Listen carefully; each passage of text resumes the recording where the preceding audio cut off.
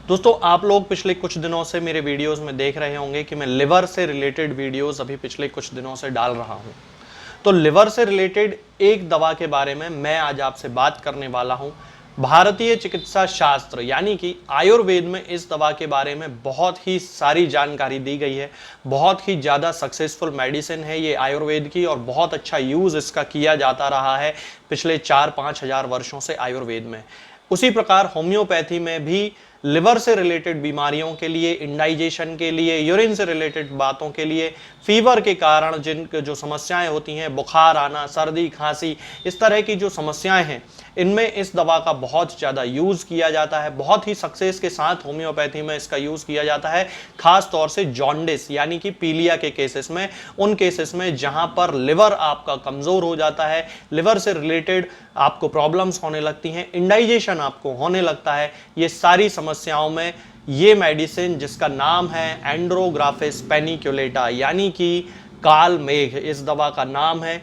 और ये दवा बहुत अच्छी मेडिसिन मानी जाती है, ना केवल आयुर्वेद में बल्कि होम्योपैथी में। क्लिनिकल प्रैक्टिस में ये देखा जाता है दोस्तों कि जिन लोगों को लीवर से रिलेटेड प्रॉब्लम्स होती हैं, इंडाइजेशन की प्रॉब्लम होने लगती है, बर्निंग उनको होने लगती है, फैटी लिवर उनका हो जाता है और इस फैटी लिवर के कारण उनका खाना डाइजेस्ट सही से नहीं होता है और उसके डाइजेशन ना होने के कारण उनके शरीर में बाइल पिगमेंट बढ़ने लगते हैं, यानी कि उनके शरीर में जो सीरम बिलिरुबिन होता है वो बढ़ने लगता है और सीरम बिलिरुबिन बढ़ने के कारण उनकी बॉडी में जॉन्डिस डेवलप होने लगता है। तब उस कंडीशन में काल मेघ का ये मदर टिंचर बहुत ही ज़्यादा सक्सेस के साथ उन पेशेंट्स को रिलीफ देता है उनके सिम्टम्स में। तो आज मैं आपको इसी काल मेघ के बारे में बताने वाला हूं कि वास्तव में ये जो काल मेघ का मदर टिंचर होता है वो किस तरह से यूज़ करना चाहिए और इसका जो पेशेंट होता है वो किस तरह से होता है। तो चलिए दोस्तों शुरू करते हैं। हमेशा की तरह दोस्तों सबसे पहले मैं शुरुआत करता हूं माइंड से। और आप लोगों ने देखा होगा कि जितने भी पेशेंट होते हैं जिनको लिवर से रिलेटेड कोई प्रॉब्लम है,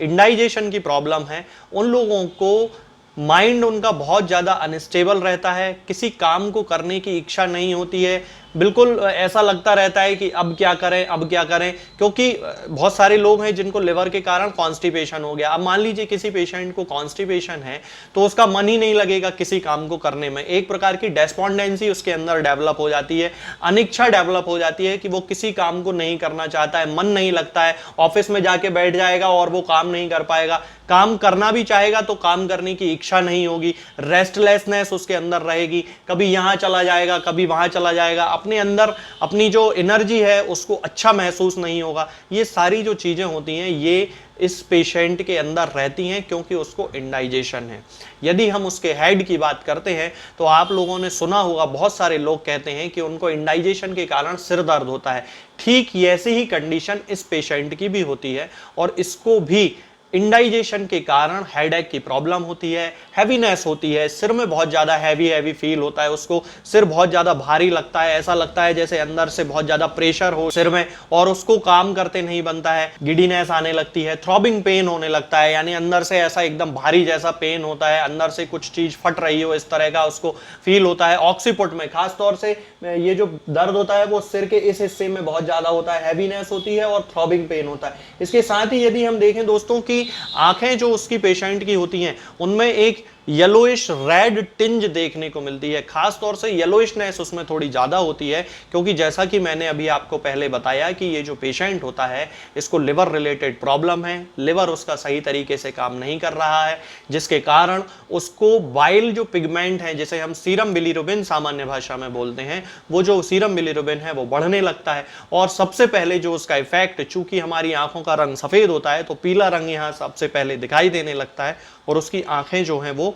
स्क्लेरा जिसे हम कहते हैं, आंखों का सफेद पार्ट इसको जो कहते हैं ये स्क्लेरा होता है दोस्तों, तो ये स्क्लेरा उसका पीला पड़ जाता है। इसके बाद यदि हम देखें दोस्तों उसकी नाक की यदि हम बात करते हैं तो ये जो पेशेंट होता है इसको कंटिन्यूअसली डिस्चार्ज होता है, वाटरी डिस्चार्ज होता है। तो कालमेघ का यूज हम उन लोगों में कर सकते हैं जिनको एलर्जिक राइनाइटिस की प्रॉब्लम है, यानी कि उनको लगातार सर्दी बनी रहती है और सर्दी के कारण आंख से और नाक से, खास तौर से नाक से ज्यादा पानी आता है। तो वाटरी डिस्चार्ज के केसेस में जो नाक से बहुत ज्यादा आता है पानी, उन केसेस में हम एंड्रोग्राफिस पेनिकुलेटा यानी कि कालमेघ के मदर टिंचर का यूज कर सकते हैं और इसकी 10 बूंद सुबह और 10 बूंद शाम को थोड़े से गुनगुने पानी में, यानी कि ल्यूक वार्म वाटर जिसको हम कहते हैं, उस गुनगुने पानी में मिलाकर हम इस पेशेंट को दे सकते हैं, जिससे कि उसका जो एलर्जिक राइनाइटिस जैसी जो उसकी कंडीशन है वो खत्म होने लगती है, नाक से जो पानी आ रहा होता है वो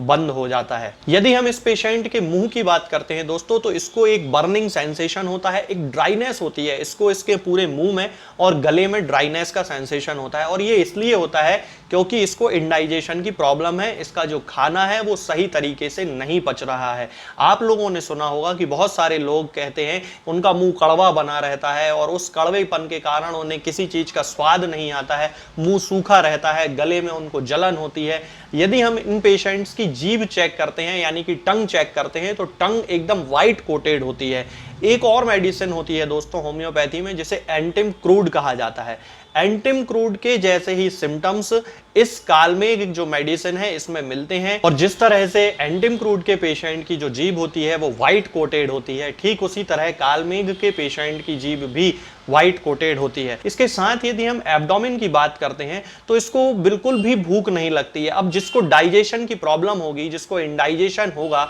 जिसका खाना सही तरीके से नहीं पच रहा है, उसको 100% भूख नहीं लगने वाली है। तो ये जो पेशेंट होता है इसको बिल्कुल भी फीलिंग नहीं होती है कि इसको थोड़ी सी भी भूख है, बल्कि भूख ना होने के कारण इसके पेट में ब्लोटिंग होती है, हैवीनेस होती है, बहुत ज्यादा इसको ऐसा लगता है कि पेट बहुत ज्यादा भारी हो रहा है। इस कंडीशन में हम एंड्रोग्राफिस का यूज कर सकते हैं। इसके साथ ही जैसा कि मैंने अभी आपको बताया था कि पीलिया के केसेस में एंड्रोग्राफिस का यूज बहुत ज्यादा सक्सेस के साथ किया जाता है। तो जिन लोगों को पीलिया की शिकायत होती है उन लोगों को कार्डुअस मैराइनस के मदर टिंचर के साथ एंड्रोग्राफिस का मदर टिंचर यूज करना चाहिए, यानी कि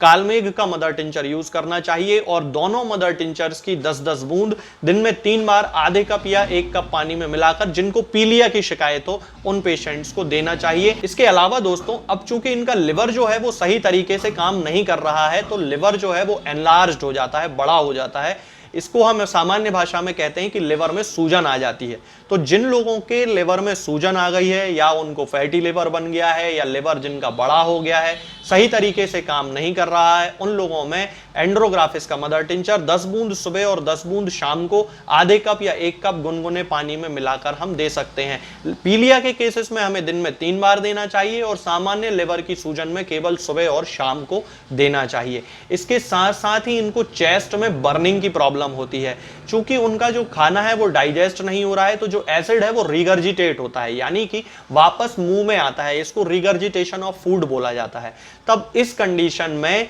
बर्निंग होने लगती है, उस एसिड के कारण ईसोफेजाइटिस लोगों को डेवलप हो जाता है, यानी कि ईसोफेगस में होने वाला इन्फ्लेमेशन जिसे ईसोफेजाइटिस बोला जाता है, ये पेशेंट में हो जाता है और उन्हें बहुत ज्यादा तकलीफ होती है। तब उस कंडीशन में हमें एंड्रोग्राफिस का यूज यानी कि कालमेघ का यूज करना चाहिए। यदि हम इस पेशेंट के स्टूल की बात करते हैं यानी उसके मल की बात करते हैं, तो कभी इसको कॉन्स्टिपेशन हो जाता है, 2-2 3-3 दिन तक ये फ्रेश होने नहीं जाता है, और कभी इसको डायरिया हो जाता है, यानी कि एकदम पतला मल इसका होने लगता है। खास तौर से इसका जो मल होता है उसका जो कलर होता है वो डार्क येलो कलर का होने लगता है, या फिर क्ले कलर्ड होने लगता है, ब्राउन डार्क ब्राउन कलर होने लगता है। इसका कारण है जो उसका सीरम बिलिरुबिन है वो स्टूल के साथ बहुत ज्यादा मात्रा में निकलता रहता है। इसके साथ ही उसको स्टूल जाने की बार बार इच्छा होती है, यानी फ्रेश होने जाने की बार बार उसको इच्छा होती है, लेकिन वो सही तरीके से स्टूल को पास आउट नहीं कर पाता है, मल त्याग अच्छे से नहीं कर पाता है,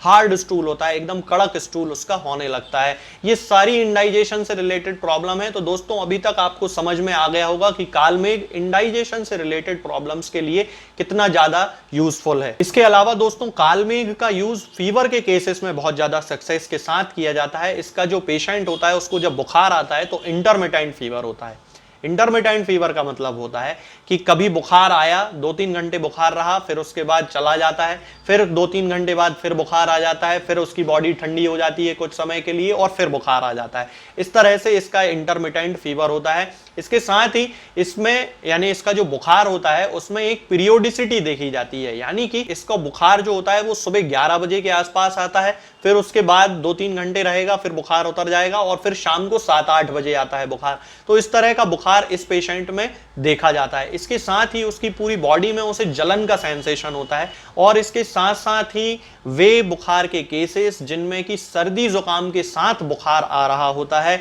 इन्फेक्शन के कारण बुखार आ रहा होता है, लू लगने के कारण बुखार आ रहा होता है या फिर पीलिया के कारण बुखार आ रहा होता है। चूंकि पीलिया भी एक इन्फेक्टिव डिसऑर्डर है, इन्फेक्टिव डिसीज है, इसके कारण यदि उस पेशेंट में बुखार आ रहा है तो उस कंडीशन में भी कालमेघ का यूज बहुत ही ज्यादा सक्सेस के साथ किया जाता है। इसका जो पेशेंट होता है दोस्तों, उसकी यूरिन येलो कलर की होने लगती है। ठीक उसी तरह जिस कारण से स्टूल उसका